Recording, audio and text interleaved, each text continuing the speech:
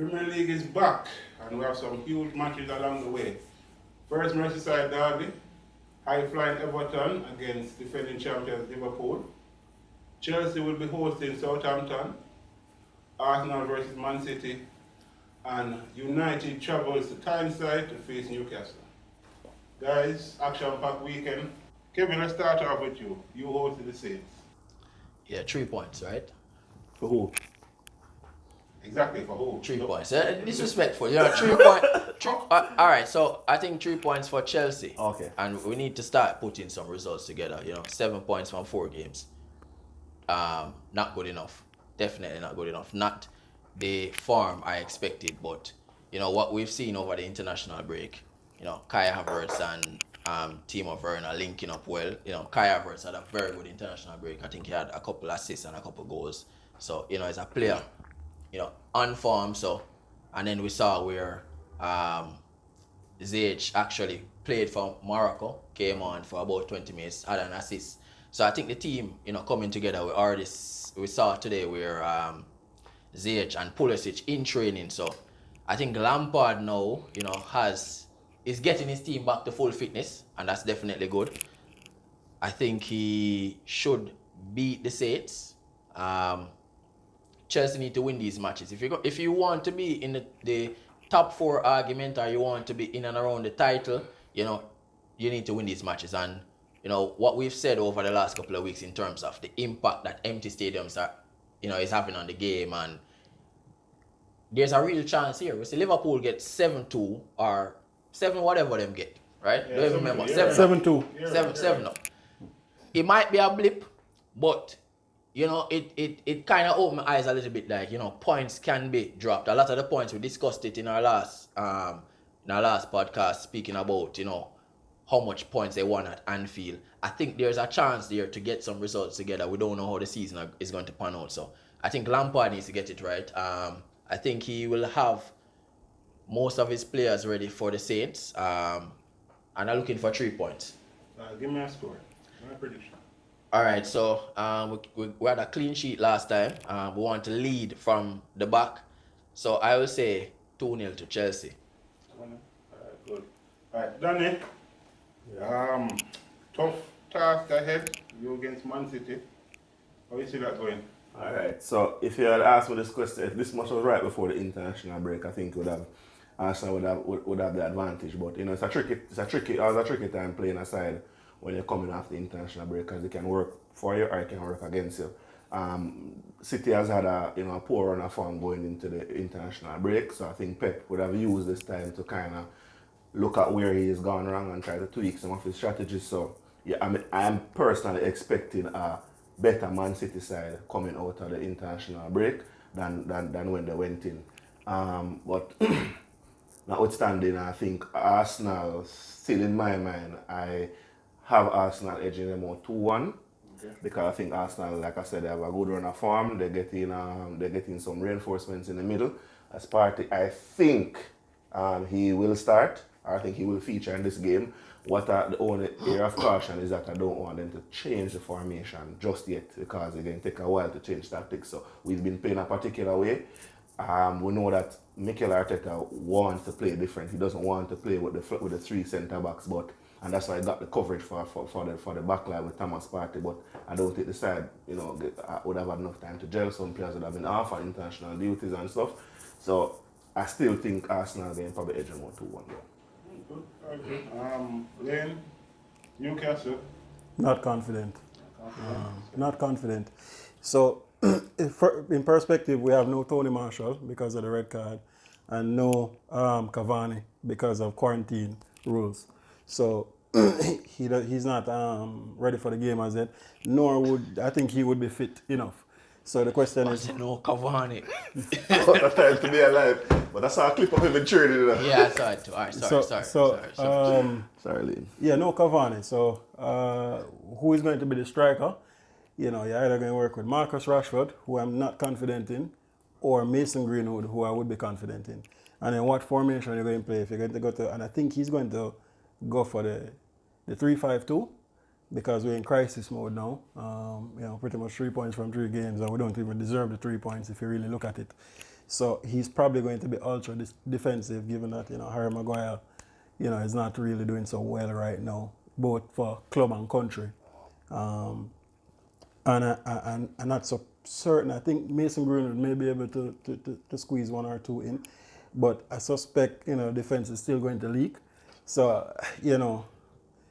I'd hope for them to win, but given the form that Newcastle is on now, they're playing very well, actually. They have pace up front. They brought in Callum Wilson. They have Maximan, who is doing very well. So, You've said in the past that ball is good in the league. Yeah. But I don't want to stop it. But Greenwood over Rashford? Through the middle, through the middle. Through the middle. Yeah, man. Yeah, he's more clinical. He's a better finisher. Him hold up the ball better. Yeah. So he's actually better suited. He's a better finisher. And, he's two-footed. I agree with Lane. So either side, driving at them. So he would be much better. The only question I have, actually very direct. The only question I have for you, though. He's not good at heading the ball, though. So that's the only problem with him. But, I'm not confident where we're going to get goals from. Actually, the last two away matches we played to Newcastle, we actually lost 1-0. Oh. So, Steve Bruce was coaching? No. Because Steve Bruce tends to lose to No, Manchester United. but they had fans in the stadium that time, so I guess. Yeah. But Newcastle is on a better form. I'm hoping that the players come back from international duty. They're fitter. They would have been playing some matches, and we know that was an issue. We could see how lethargic they were, but still not very confident, given that we have no number 9 or recognized number 9. So, and I suspect you may see Dan James in the game and stuff like that. So, right now, probably a score draw. Question for you, though, Lane. Maybe 12. Oh, exciting match. Yeah. Question for you, Lane. You said 3 at the back, right? So who would you say as the back 3? Do you think he's gonna drop probably like a Scott McTominay back, or Matic, or I think he's gonna go with Lindelof and Bailey and So Phil Jones never leave. Traditionally, what he has done is Harry Maguire, Victor Lindelof, and Luke Shaw. So okay. Luke Shaw actually plays well as a left centre back. Okay. And he can have Tellez. Oh yes, Tellez. Yeah. I keep forgetting Tellez. That's what I'm thinking about. So Tellez will work well. The problem though when he play that is that Aaron Wan-Bissaka is not. He's lost because he's not much of an attacking threat. Yeah, and then he's going to play that to be more defensive and cover. But Eric Bailly normally gets lost in a back three, which is what I'm worried about. So he'll probably work with Lindelof. Harry Maguire and Luke Shaw. And we tell us where the weakness in that formation will be down there on the right. Yeah, as a wing back. I mean, defensively fine, but as a wing back. I think we spoke about that formation, that style we're. I think also the fact that you can have a Dan James playing out there as well. It's a problem. Yeah, the right side will be a problem. And normally when he goes with 3-5-2 or 5-3-2, he plays Dan James and Rashford up front. So I'm just hoping that he plays probably like Greenwood and Rashford. I mean, it's the best of what we have right now, and let's see how it works. I suspect he's going to do that given the run of games that he has. Chelsea, Arsenal, PSG, RB Leipzig. So he's probably going to go more defensive, and definitely because his job is on the line as well. Manu go more defensive against Newcastle. Yeah, he's going to try the 3-5-2 against Newcastle because he's probably going to try and use that formation going forward. It will probably be more effective going forward because you'll have Cavani in the box and you have Tellez on the left crossing the ball. And you could probably push. My thinking is that you can get Bruno on the right for cross the ball as well. Okay. So Cavani will be more impactful at that point in time if he's fit enough. But because his job is on the line, normally you see him go with 3 at the back. Or when he's afraid to concede a lot. So, Leon, another question. His job is on the line, though. Well, I hope so. so Leon, another question for you, Leon. Well, I was hoping he would have been sacked. Yeah, I think that he wouldn't have been done that. I don't think they would have done it immediately after the transfer. The club just not doing the right thing. Yeah. But anyway. So another question for you. So let's say he doesn't do the 3 at the back and he goes for his standard formation. Do you see him putting Greenwood through the middle and trying Bruno out right? No. You don't see that? No. I mean, he's not. It's just a stressful time to be a Man U fan.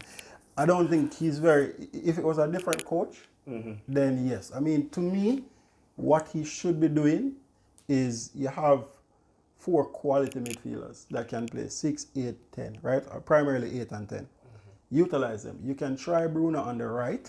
You can do a dynamic formation that we see like Everton do. We see Man City do it a lot of times, right? And even Arsenal now that they have Arteta, where you move from 4-4-2 diamond midfield to 4-2-3-1. And that way you can utilize Bruno on the right, where he can provide defensive support on the right side. Because he does get back. He does most of the running for the team. And you can allow him to cross the ball and you'll benefit from Cavani or Marshall up front or Greenwood and Rashford up front, and you have one of them covering, right? Yeah, because I think I'd actually favour that well, as an Arsenal fan, I wouldn't favour that, but as a football supporter, I think I'd favour that for Man U, because I think the work rate that you get from Bruno, I think you'd be an asset even out wide, and then you also get a chance. You can probably even play Danny van der Beek in the 10 as well. Yeah. And then you add a little bit more quality and give yourself more goal scoring threats on the field as well. Because I said, to your point, Dan James is not going to be able to fill that role, especially seeing that you have, because you get Marshall is going to be a big missing for you, right? So if you can drop Greenwood in the middle, so while he's a great finisher, you can lose something without Marshall there. So I never thought I'd say this, right? But what Manu, I remember when David Moyes came and told Vidic to watch tapes of what? Jagielka at Everton, right?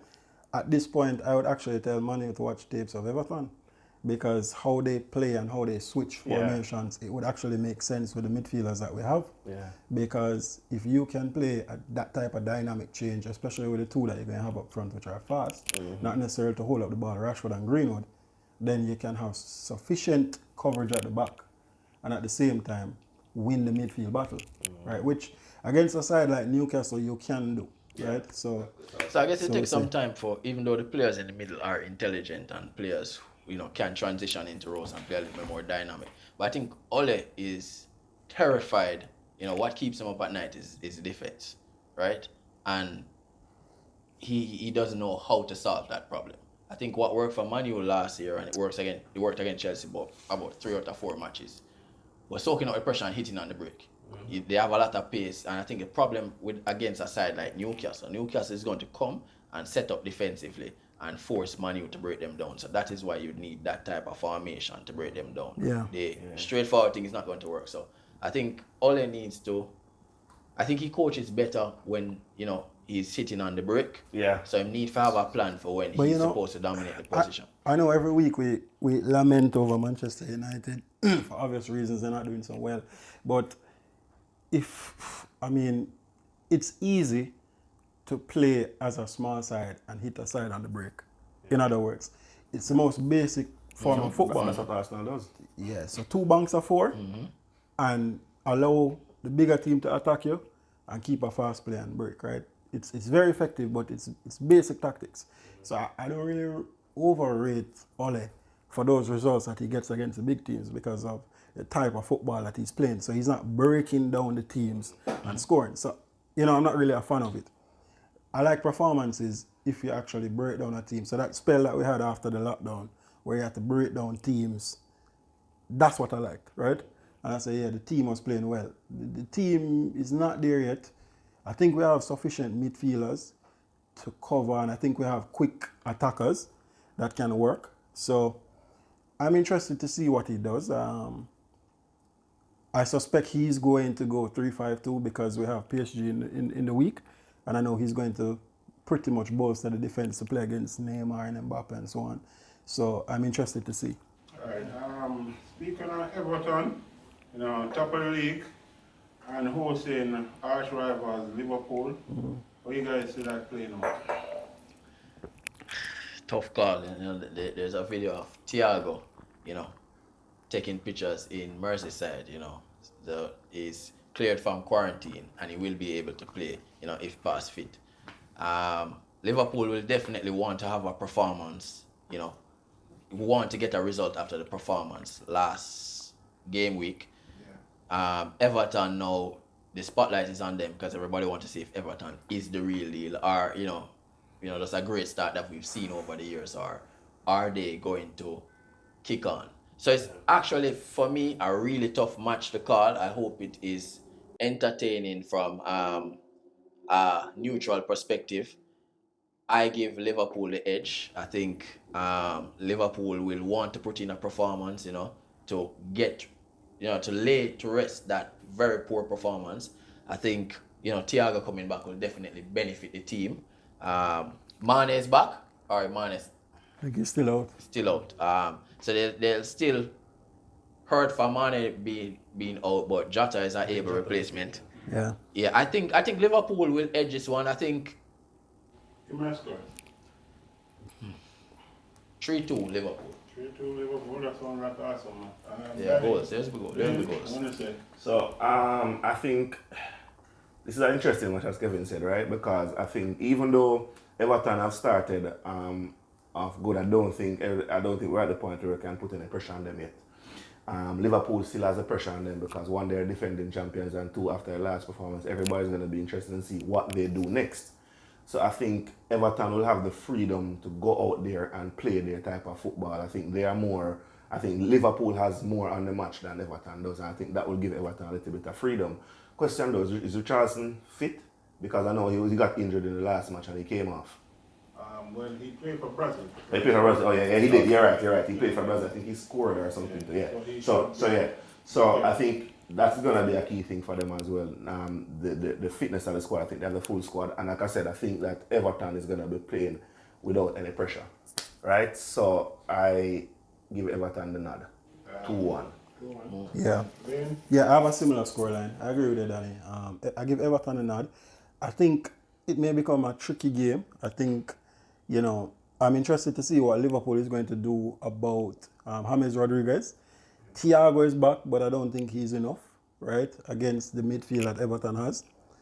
So I kind of give Everton the edge. I think Dominic Calvert-Lewin will come up with something. And interestingly, because you don't have Alisson in the goal and you have Pickford, I think the game might become about the keepers. Yeah, you're right. Yes. It's not. He made a mistake today. Pickford, yeah man. When Saturday's match. when does he not? Yeah, so it might become, because what we've seen over the last few years is that match is like a one-love match. Yeah. And, we've seen where Pickford made a mistake before, and, he's actually error-prone. Yeah. And Ancelotti actually wanted to get in Romero, which we know about, Manu's third-choice keeper, which would be a much better keeper. Mm-hmm. So we know that he has concerns there. Yeah. So that's the only thing that I'm concerned about. I think defensively, I think tactically, I think Everton is well set and well coached. I think Dominic Calvert-Lewin will get chances, and I think Liverpool defense is vulnerable, right, to pace, and and he's dominant in the air as well. So I suspect that Everton to your point as well, Danny, given that there's not much pressure on Everton and people are just saying, all right, we don't believe it, and there's more pressure on Liverpool, and Klopp plays fairly one way. I think tactically Ancelotti will get the better of him, and I think they'll be able to come out with a result. So it's a battle of the keepers. Yeah, I think it might turn out to be the battle of the keepers. Okay. Because you mentioned Pickford being error-prone, but also remember that Adrian in the goal for Liverpool as well. Yeah, so that's what I'm saying, because there's no Alisson. Yeah, there's no Alisson. Man. So like I said, battle of the keepers, and to see who is able to just do the basics and get it right. Yeah. But like to lean on my point, I think the fact that Everton is playing without pressure, Liverpool is always under pressure at all times. But with that defeat right before the international break, everybody is interested to see what Klopp is going to do. So I think that also will play on the mind of even some other players, because if you look, Liverpool in the last 2 years, most of these players have never tasted that level of defeat. First of all, they really taste defeat, and then at that level, it's going to take some doing to get them to come back mentally. So it's also going to be about the mental strength of the side as well. So I think they've lost a couple of matches this year in the latter part of the last season coming into this season. So I think the air of invincibility around Liverpool is kind of dying down a little bit. So I think that may play on some of the minds as well. So like I said, we'll see. I still have the 2-1 to Liverpool, to Everton, sorry. Yeah. All right. Well, good points, guys. Well, there you have it. Predictions for the upcoming matches on the weekend. We ask that you also leave your predictions in the comment section. Remember to like, share, and subscribe. And don't forget to click that notification bell so you know when FFF releases a new video.